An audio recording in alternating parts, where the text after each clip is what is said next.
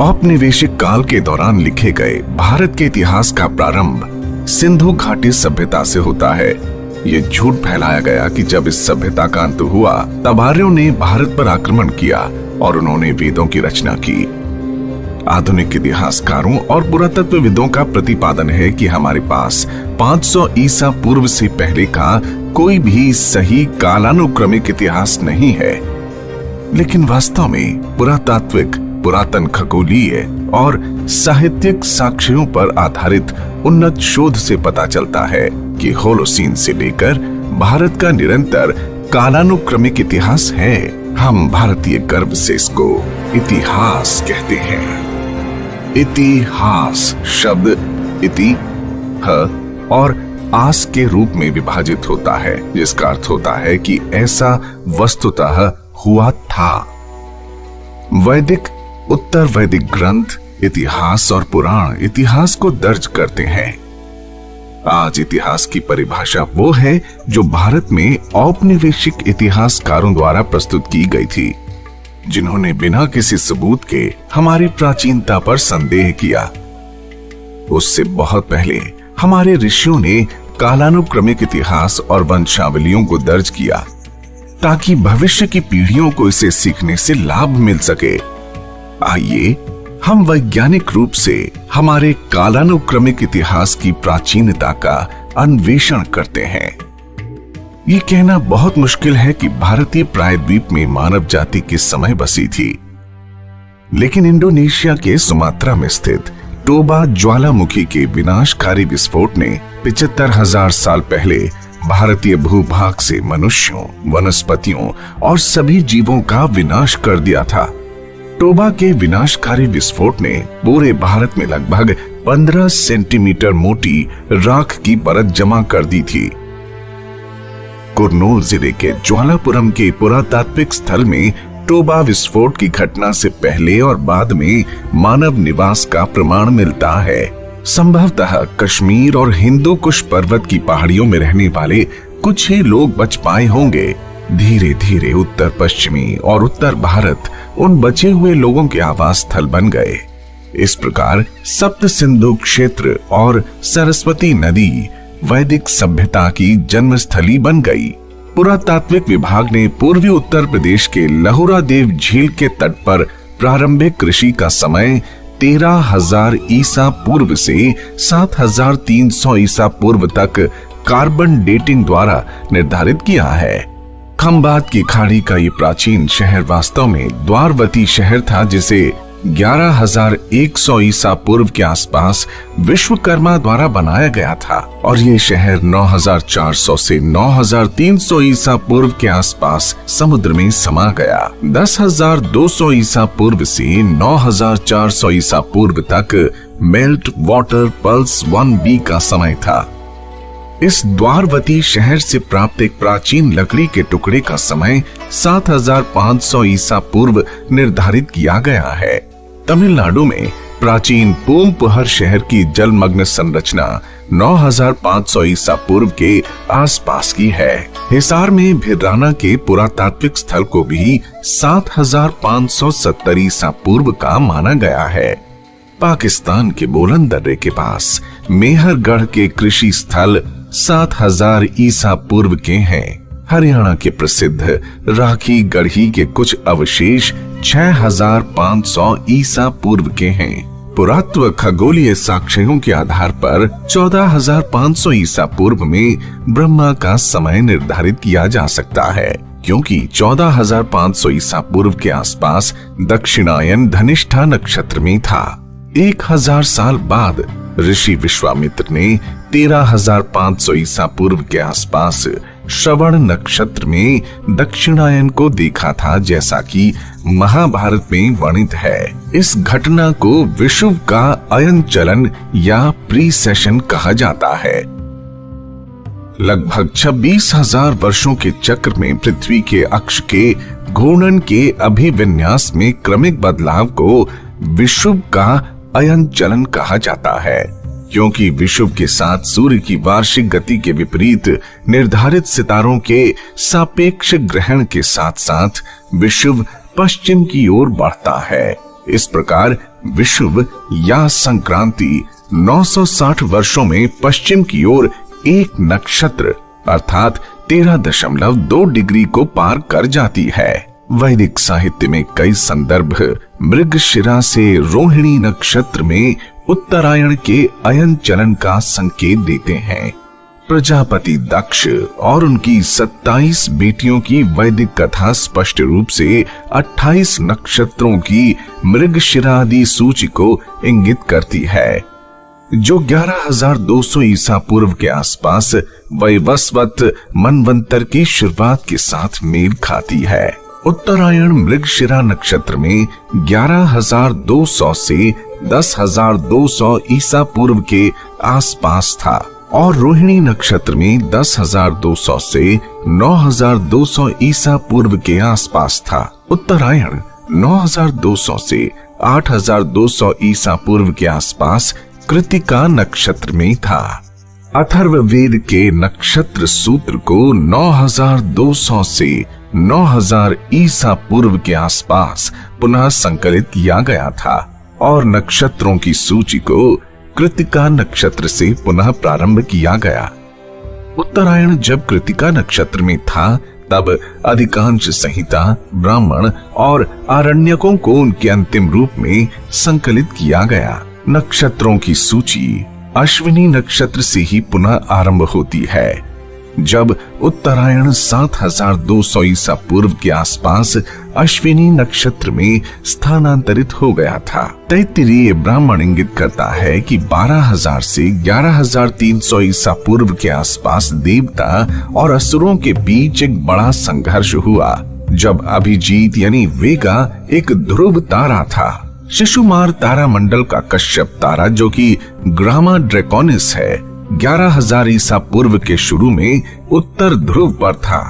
ये 8,800 से 8,700 ईसा पूर्व के आसपास भी उत्तर ध्रुव पर था। शिशुमार तारा मंडल का सिर इस दौरान उत्तर ध्रुव पर था। तमिल संगम साहित्य हमें सूचित करता है कि ऋषि अगस्त्य ने 11,250 ईसा पूर्व के आसपास पहला संगम बुलाया था। कैनोपस तारा कन्याकुमारी में रहने वाले लोगों को 11,000 से 10,000 ईसा पूर्व के आसपास पहली बार दिखाई दिया, जिन्होंने इस तारे का नाम अगस्त्य रखा। कश्मीर घाटी एक हिमरूप यानी ग्लेशियल झील थी, जिसे ऋग्वैदिक काल में सतीसर के नाम से जाना जाता था। यह हिमरूप यानी ग्लेशियल झील 12,700 से 11,500 ईसा पूर्व के आसपास मेल्ट वाटर पल्स 1 की अवधि के दौरान निर्मित हुई। वराहमूल यानी बारामूला दर्रा हिमनदों यानी ग्लेशियर्स के पिघले हुए जल को रोक रहा था। नीलमत पुराण दर्शाता है कि कश्मीर घाटी एक बड़ी झील थी, जो वैवस्वत मनवंतर के दौरान आवासीय स्थल के रूप में विकसित हुई। 11,200 ईसा पूर्व के आसपास लगातार बारिश के बाद और विशालकाय उल्कापिंड के पृथ्वी से टकराव के बाद आए बड़े पैमाने पर भूकंप ने बारामूला दर्रे को खोल दिया था और सतीसर का पानी कश्मीर घाटी से बाहर निकल गया, जो मध्य, सिंध और गुजरात क्षेत्रों में भयंकर बाढ़ का कारण बनी थी। यह विनाशकारी बाढ़ वैवस्वत मनु के शासन काल में आई थी। वैदिक सरस्वती नदी की उत्पत्ति बद्रीनाथ के पास प्लक्ष प्रश्रवण में हुई थी और ये पृथुदक अर्थात पेहोवा तक बहती थी। इसके बाद वैदिक नदी सरस्वती ने कुरुक्षेत्र से दक्षिण पश्चिमी दिशा पकड़ी और हिसार, सांभर झील, पुष्कर और जोधपुर से प्रवाहित होते हुए कच्छ के महान रण तक बहने लगी।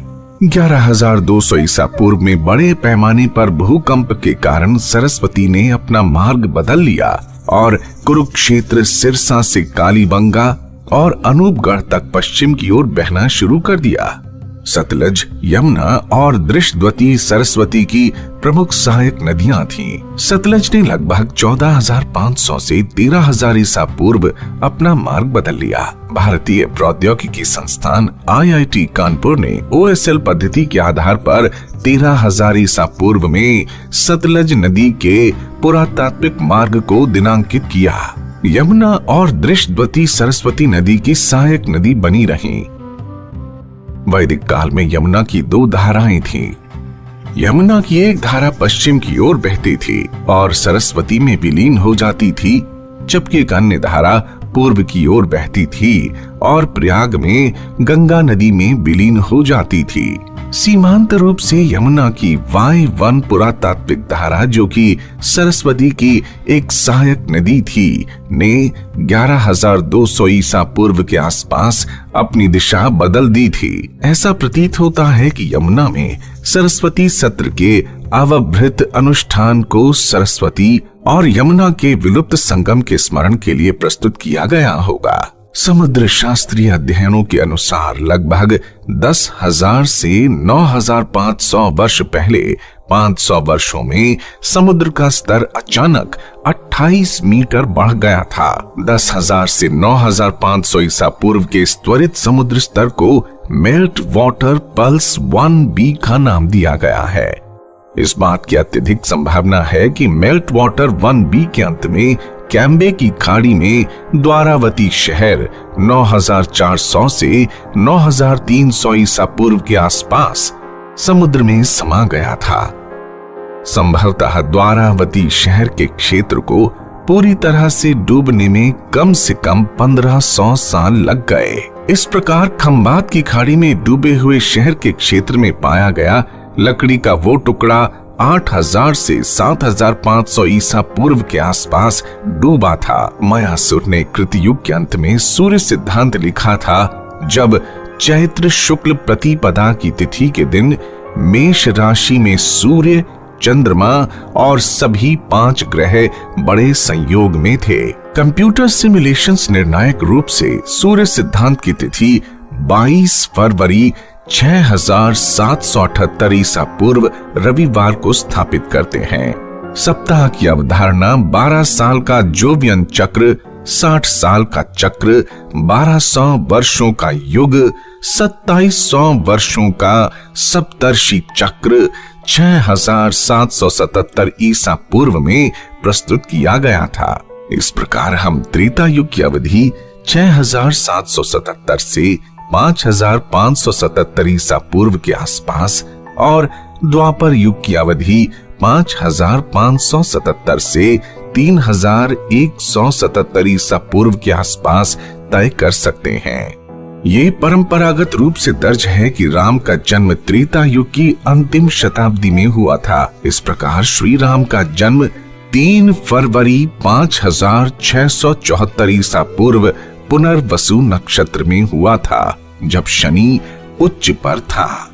रामायण में लक्ष्मण ने मूल नक्षत्र में एक धूमकेतु और एक ग्रह की स्थिति का वर्णन किया है। जब वानर सेना लंका की ओर कूच करने के लिए तैयार थी, ये खगोलीय अवलोकन सत्यापन योग्य है। शुक्र ग्रह 22 अगस्त से 3 सितंबर तक 5,635 ईसा पूर्व के आसपास मूल नक्षत्र में था और हेली धूमकेतु ने भी 23 अगस्त 5,635 ईसा पूर्व में मूल नक्षत्र में प्रवेश किया था। 23 अगस्त 5,635 ईसा पूर्व हेली धूमकेतु का अपैरेंट मैग्नीट्यूड 2.14 था। ये 23 अगस्त और 23 सितंबर के बीच 5,635 ईसा पूर्व में सूर्यास्त के बाद नग्न आंखों को दिखाई दे रहा था, जो कि धीरे धीरे अदृश्य हो गया। होलोसीन के बाद के समुद्र स्तर वृद्धि के अध्ययन के अनुसार श्रीलंका कम से कम 6,200 ईसा पूर्व तक भारतीय प्रायद्वीप से जुड़ा था। अंतिम pulse melt water pulse 1C MWP 1C 6,200 से 5,600 ईसा पूर्व के आसपास घटित हुआ, जिससे 140 वर्षों से भी कम समय में समुद्र के जल स्तर में 6.5 मीटर की वृद्धि हुई।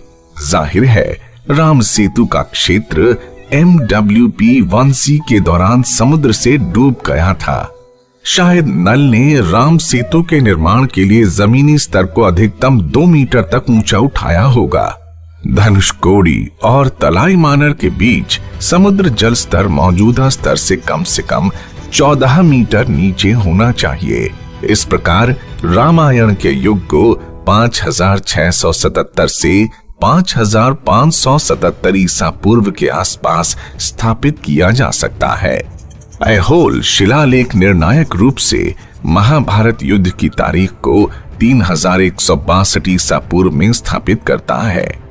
वास्तव में भारतीय कालक्रम में जटिल समस्याएं भारतीय प्राचीन संवतों के प्रारंभ में गलत फहमी से उत्पन्न होती हैं।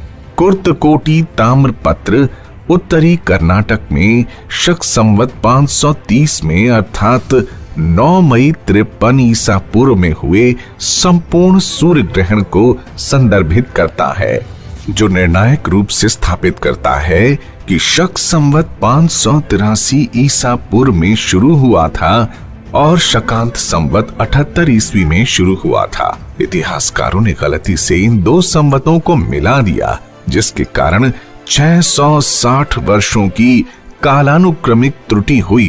तालगुंडा के प्राणेश्वर मंदिर में पाए गए दो समकालीन तांबे के प्लेटों में से एक प्लेट को शक संवत में और दूसरे को शकांत संवत में दिनांकित किया गया है। 660 वर्षों की इस त्रुटि के अलावा बाद में जैन इतिहासकारों ने अनजाने में मौर्य राजा चंद्रगुप्त के साथ भद्रबाहु के एक शिष्य उज्जैन के राजा चंद्रगुप्त की पहचान की, जिसने महावीर को बुद्ध का समकालीन बनाया। वास्तव में बुद्ध ने महावीर निर्वाण के 675 वर्ष पहले निर्वाण प्राप्त किया था।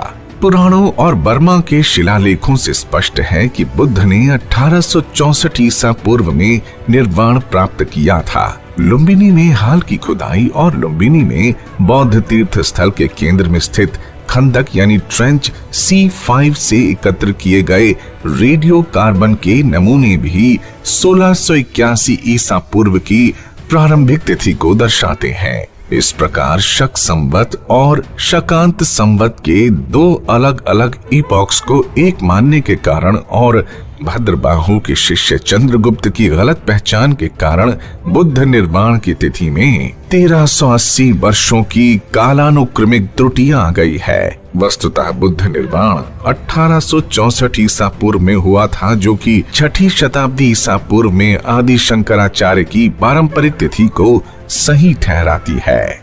वेद वीर आर्य द्वारा किए गए संपूर्ण शोध कार्य को दो पुस्तकों में प्रस्तुत किया गया है। The Chronology of India from Manu to Mahabharata, The Chronology of India from Mahabharata to Medieval Era।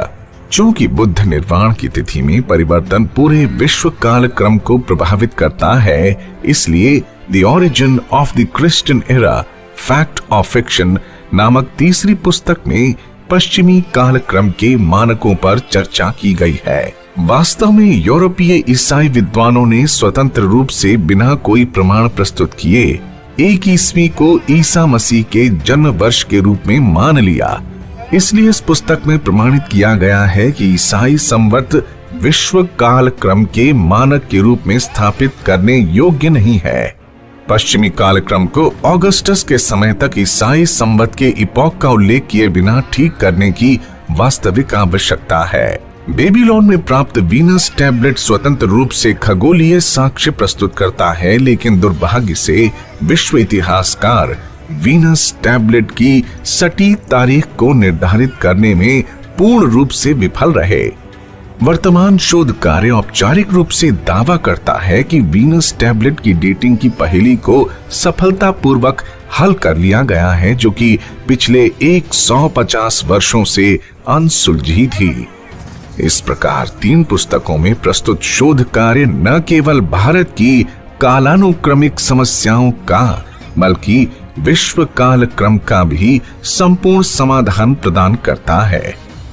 वास्तव में प्राचीन भारतीय साहित्य के पुरातन खगोलीय डेटा और खंबात की खाड़ी में द्वारावती के समुद्री पुरातात्विक स्थल निर्णायक रूप से ये इंगित करते हैं कि भारत में ऋषि ब्रह्मा और उनके पुत्र स्वयंभुव मनु के समय से पिछले 16,500 वर्षों से एक सतत कालानुक्रमिक इतिहास है।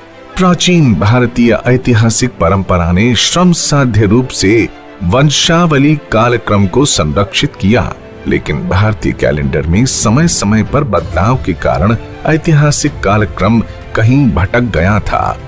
यह शोध वैज्ञानिक रूप से भारत के कालक्रम को मायासुर के सूर्य सिद्धांत और कृत युगांत के काल को 6778 ईसा पूर्व में शीट एंकर के रूप में फिर से स्थापित करता है। आश्चर्यजनक रूप से हमारी मातृभूमि एकमात्र सबसे प्राचीन निरंतर सभ्यता है जिसकी उत्पत्ति 14,500 ईसा पूर्व में हुई थी। आइए हम अपने गौरवशाली अतीत को पुनः जाने और पहचाने, क्योंकि एक राष्ट्र जो अपने इतिहास से विमुख हो जाता है वो इतिहास नहीं बना सकता।